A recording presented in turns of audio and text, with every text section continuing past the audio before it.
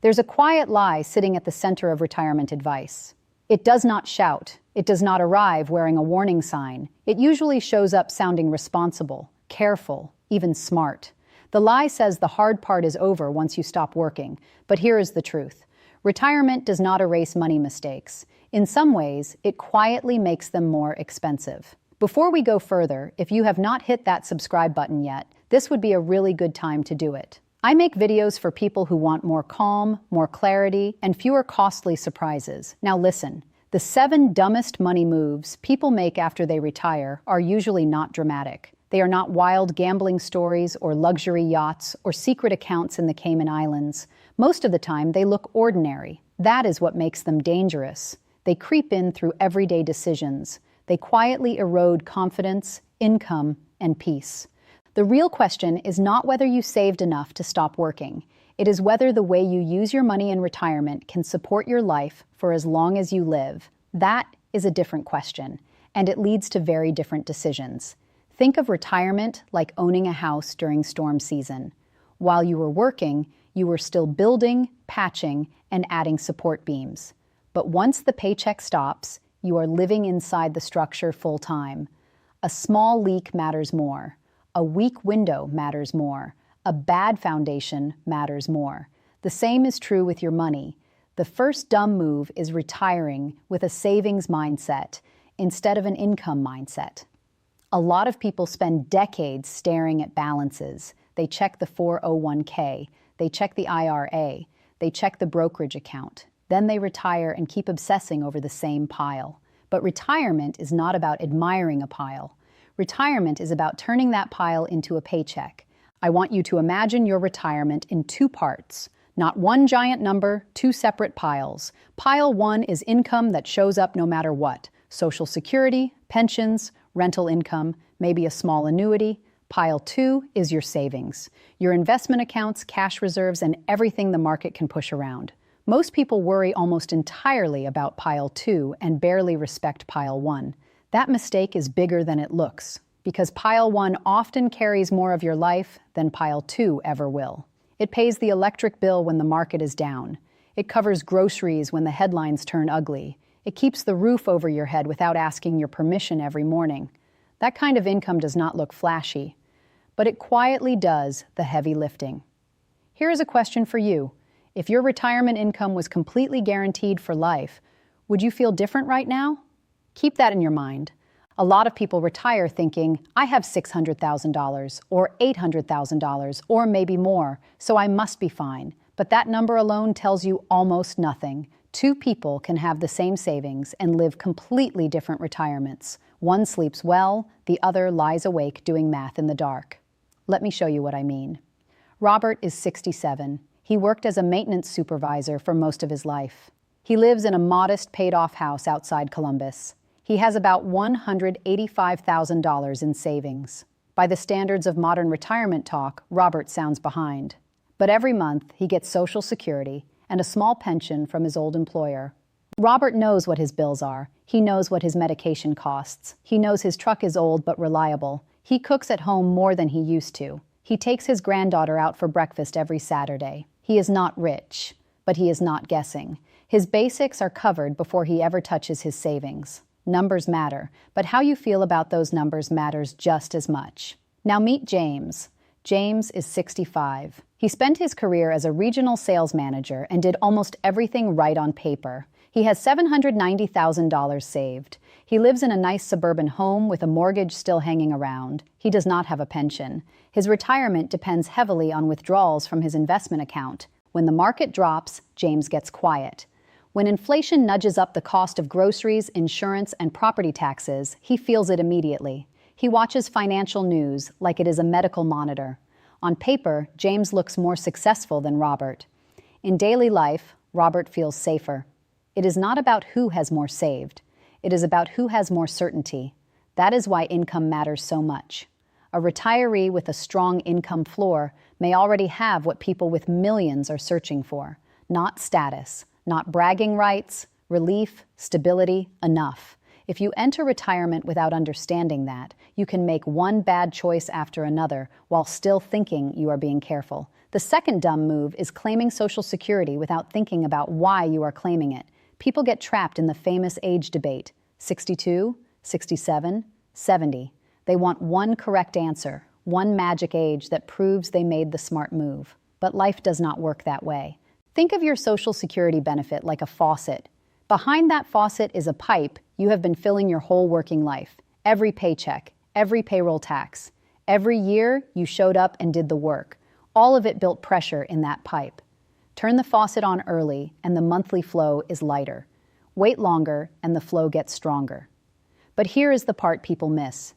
If you wait too long to turn it on, some of that water never reaches you. It stays in the pipe, unused, gone. No prize, no ribbon, no gold star for dying with benefits you never collected. That does not mean claiming early is always best. It means the best age is not abstract. The question is not what is the best age. It is what is the best decision for your life right now.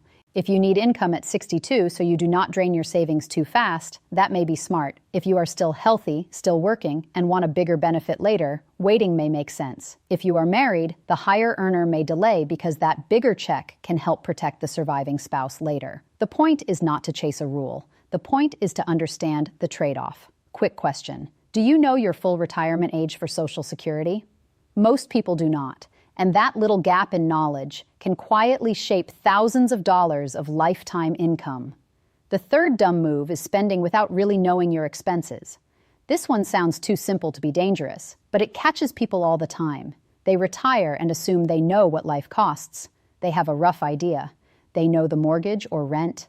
They know the utility bill. They know the car payment ended, so they estimate. And those estimates quietly lie. Picture a backpack you wore for 30 years. During your working life, you kept tossing bricks into it. Commuting, payroll taxes, retirement contributions, work clothes, lunch on the go, maybe a second car because the household needed it, maybe costs tied to kids, grandkids, or helping family. Then retirement comes and some bricks come out, but not all of them. Here is where people get fooled. They keep imagining retirement either as wildly expensive or magically cheap. Usually, it is neither. Some costs fall away, some stay exactly the same. Some rise, healthcare creeps, home repairs arrive when they feel like it. Food costs nudge upward. Insurance renewals quietly punch you in the face. The dumb move is not being wrong once. The dumb move is building your whole retirement on a guess. I have seen retirees forget to include gifts, dental work, tires, pet care, birthdays, travel to see family, and the little cash leaks that make real life feel real. Then they say, I do not know where the money went. It did not disappear. It went where life always sends it, quietly, piece by piece. It is not pessimism, it is realism. And in this case, realism is not negative, it is empowering. When you know the true number, you stop making emotional decisions in the dark. What do you think? Are most people actually behind on retirement, or are they just measuring it wrong? The fourth dumb move is pulling too much money from investments too soon. That is a quiet disaster, because it often starts with confidence. The market did well for years. Your account looks healthy. You tell yourself, I will just take what I need and let the rest grow. Sounds reasonable. Sometimes it even works for a while. Then a bad stretch hits early, and suddenly the math changes. Imagine a bucket of water sitting beside you in the desert. You have to drink from it every day. If the weather is mild and the bucket gets refilled now and then, fine. But if the wind tips it early, and you are still drinking from it daily, the loss hits harder. That is what sequence of returns risk means. Bad market timing early in retirement can hurt much more when withdrawals are happening at the same time. People hear that phrase and tune out because it sounds technical. But it is not complicated. It just means early losses matter more when you are selling assets to live. The market may recover later, but the shares you already sold are gone forever. You do not get those back. That is why a strong income floor matters so much. It gives your bucket a chance to breathe. This is where retirees often make a dumb move without even knowing it. They chase a higher lifestyle right away because their account balance looks big, and then a downturn quietly punishes that optimism. A better approach is often slower, more measured, more boring. And boring can be beautiful when it keeps you from panicking. Here is something I get asked all the time. Is it better to save more or guarantee more income? What do you think? The answer, of course, depends on your life. but too many people retire with almost all of their confidence attached to market-based assets and almost none attached to guaranteed income. That creates emotional fragility. Every headline feels personal. Every down day feels like a threat. You do not want your peace tied to a ticker symbol.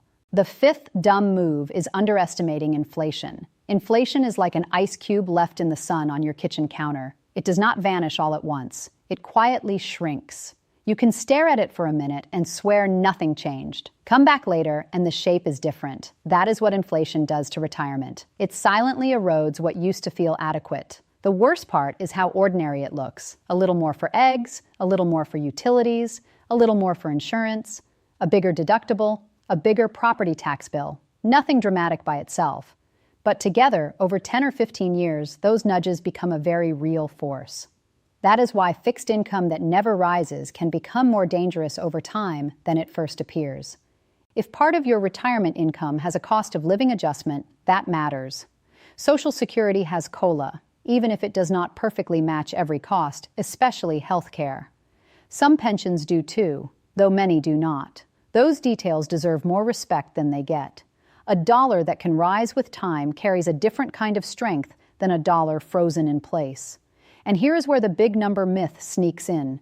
People hear they need $1 million or $1.5 million or some huge target that makes them feel small. Imagine walking onto a car lot. Every car has a sticker price, big, official, intimidating. But nobody treats the sticker like the final truth. It is a starting point. Retirement benchmarks should be treated the same way. Your life is not a sticker price. Your retirement is not an average from somebody else's spreadsheet. If your expenses are lower, if your house is paid off, if your Social Security covers more than expected, if your pension does real work, then your real need may look very different from the loud number you keep hearing. Real data matters more than perceived data. Think about this. If the system only rewards you with almost enough, you will spend your entire life chasing more. How does that make you feel? The sixth dumb move is ignoring what a pension is actually worth. People do this all the time because pensions are quiet. They do not sit in a shiny account balance. They do not create dinner party bragging rights. They just keep showing up, month after month, steady, boring, powerful. Imagine a tree in your yard that quietly bears fruit every month, no matter what the weather on Wall Street looks like. You would never ignore that tree. You would protect it. You would plan around it. Yet people do exactly that with pensions. They shrug at the monthly amount and move on, without ever asking what it would cost to buy that same income using their own savings. If you have a pension paying $2,000 a month, replacing that with a private pile of money could require hundreds of thousands of dollars, depending on rates and assumptions. Let that sink in. The invisible asset may be doing more for your retirement than the account you keep refreshing on your phone, but if you do not value it correctly, you can make dumb choices around it. For example, some retirees take bigger risks with their savings because they think the pension is small. Others claim Social Security too early or too late without considering how the pension already changes the picture. And married couples sometimes pick pension options without fully thinking through survivor benefits. Quiet assets deserve loud attention. Quick question. Have you ever calculated what your pension is actually worth in real dollars? Most people never do. The seventh dumb move is planning as if you are a solo person when you are really part of a household. This is especially dangerous for married couples. A lot of people retire with a vague sense that the money will work out because it always has. But retirement changes the structure. One check may disappear when one spouse dies. A pension may continue fully, partly, or not at all, depending on the election you made. Picture a bridge carrying two people across a river. While both are on it, the weight feels balanced. Then one day, one person is gone and the load changes instantly. The bridge is still there, but the pattern is different. Retirement income works that way too. Housing still costs money. Utilities still cost money. Grief does not come with a discount. This is why survivor planning matters so much. If you and your spouse have never had a real conversation about what happens if one of you is gone, that is not just uncomfortable. It is expensive. A couple with a smaller portfolio and a clear survivor plan may be more secure than a couple with double the assets and no clue what changes when one income stream stops. It also changes the Social Security decision. Sometimes the higher earner delays claiming not because some calculator said it was mathematically perfect, but because it creates a larger check for the surviving spouse later. That is not just a numbers move, it is a care move. It is protection. It is planning for a future no one wants, but every couple should respect. Here is a question for the married folks. Have you and your spouse ever actually talked about what happens if one of you is gone? Now, you might be thinking, okay, those are serious mistakes. But what makes them the dumbest money moves is not that they are evil or reckless. It is that people make them while trying to be responsible. They think they are being careful. They think they are following common sense. And common sense, when built on the wrong frame, can quietly hurt you. Take the retiree who refuses to spend anything because they are terrified of running out. That looks prudent from the outside. But sometimes it is just fear wearing a sensible hat.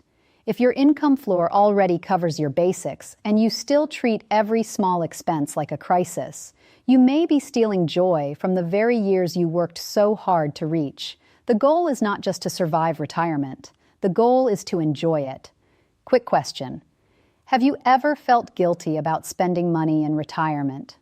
That guilt usually comes from uncertainty.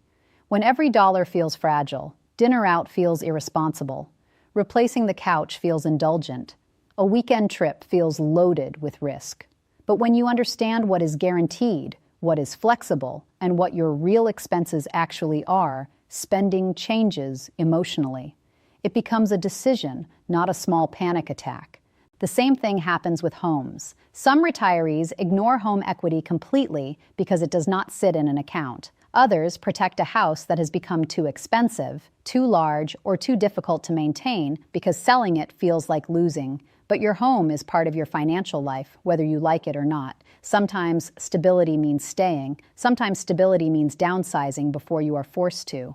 Readiness is not one shape. For some people, it is a paid-off house and strong social security. For others, it is a pension and a small apartment near family. For others, it is a modest portfolio paired with low expenses and calm habits. The dumb move is assuming there is only one picture of success, then punishing yourself when your life looks different. A lot of retirement fear comes from comparison. You hear about someone with 1.2 million saved. You hear about another couple taking luxury cruises twice a year. You hear broad averages on television and quietly decide you must be behind. But averages are blunt tools. They do not know your paid-off house, your pension option, your spouse's benefit, your town, your health, or your actual monthly needs. You are not failing because your retirement does not look impressive from the outside. The better question is whether your money supports your actual life. Can you pay the bills without fear? Can you absorb a repair? Can you handle higher food costs? Can you help a spouse? Can you sleep? That is the scoreboard that matters. Let me ask you something. Have you ever thought about what your ideal retirement day actually looks like? Not the numbers, just the feeling. Because when you know the feeling, the planning gets sharper. Maybe your ideal day is quiet. Coffee, a walk, time with your spouse, no commute, no pressure. Maybe it is travel a few times a year and simple days in between. Maybe it is helping with grandkids without being financially drained by it. Once you know the life, you can build the math around it. That is also why the biggest post-retirement mistakes are often emotional before they are mathematical. Fear makes people hide from statements. Pride makes them avoid downsizing. Comparison makes them chase bigger numbers. Confusion makes them claim benefits without understanding the trade-off. None of those are character flaws, but if you do not name them, they quietly run the show. I want to ask you something personal. Have you ever avoided opening your retirement statements because you were afraid of what you would see? A lot of people have, and that avoidance creates its own kind of silent damage. The unknown grows. Your mind fills the gap with worst-case stories. You assume everyone else is doing better. You assume there is some secret threshold you missed, but clarity does something fear cannot. It gives shape to the problem, and once a problem has shape, you can work with it. You do not need perfection to have a successful retirement. You need clarity. That means looking at what comes in every month, looking at what goes out, looking at what rises with inflation and what stays fixed, looking at what depends on the market and what does not, looking at what would change for the surviving spouse, looking at the plan the way life will actually live it. So what should you do instead of making these 7 mistakes? Start with your income floor, what money shows up every month no matter what. Social Security, pension, rental income, maybe part-time work if that is truly reliable. Get honest about that number. That is your foundation. Then measure your real expenses, not the version in your head. Go back through the last 12 months if you have to. Count housing, food, insurance, healthcare, transportation, gifts, repairs, travel, and the annoying little extras that always show up. Do not guess. Guessing is what got so many people in trouble. After that, find the gap. What is the difference between your reliable income and your real monthly spending? That gap is what your savings need to cover. Not an imaginary number, not a television benchmark. Your gap. Once you know it, better decisions get easier. You stop treating your portfolio like a mystery and start using it like a tool. Think of retirement taxes like a drain hidden under the floorboards. You do not see the water leaving at first, but it is still leaving. That is how taxes can work once Social Security, pensions, required withdrawals, and part-time income start mixing together. Many retirees focus only on what they receive, not on what they keep. Then a tax bill shows up and quietly wrecks the story they were telling themselves about affordability. Small leaks matter more when the paycheck is gone, and decisions carry more weight. A better move is to look ahead before the surprise arrives. If larger withdrawals later could push you into a harsher tax picture, that matters. If one spouse dies and the survivor files differently, that matters too. None of this means you panic, it means you plan. The more clearly you can see the drains in the system, the less likely you are to mistake your gross income for your real spending power. Next, stress test the plan.